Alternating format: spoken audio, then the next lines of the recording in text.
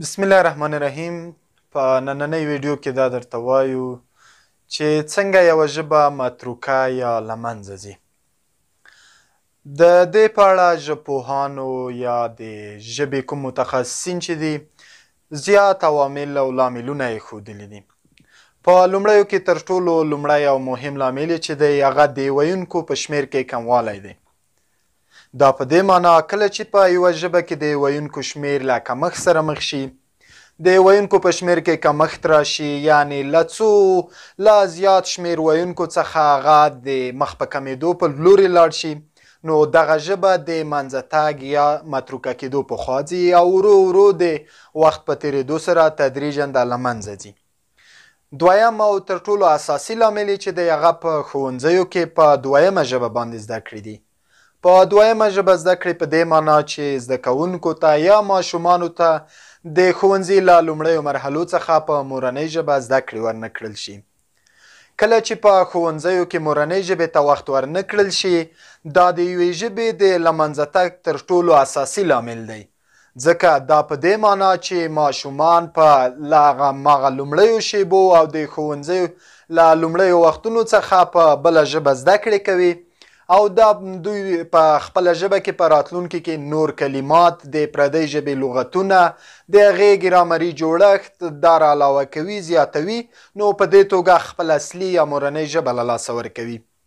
دریم لامل د یوې ژبې د له منځه تګ هغه استعمار دی.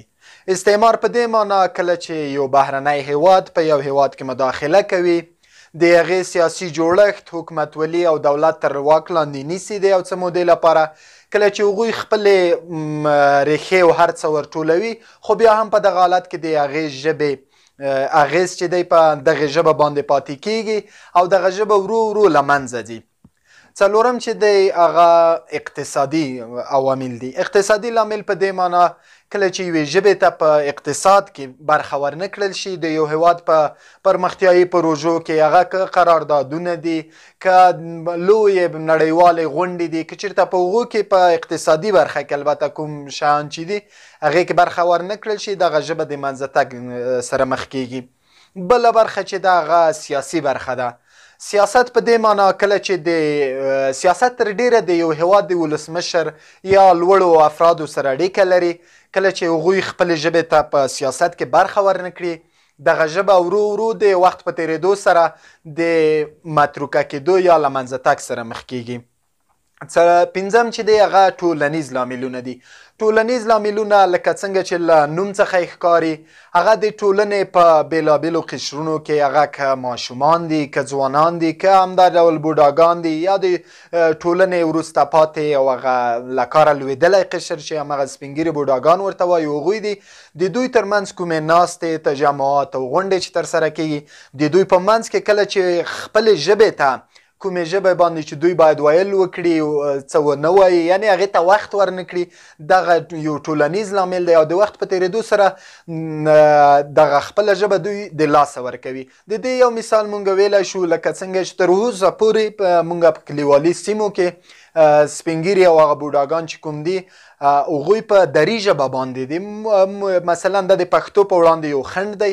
خنډ په دې توګه دی چې پښتو یې یو څنګ ته کړې ده او دوی په دري ژبه باندې ډېر ارامه توګه که کوم لیکونه وي، د ختم لیک وي، نسخه چې شی وي ښوونځي ته بل څه ته، ټول په دري ژبه باندې لیکي، ځکه دوی د هغو سره ډېر ارامه وي، ټول لیکنې په هغې باندې کړي وي.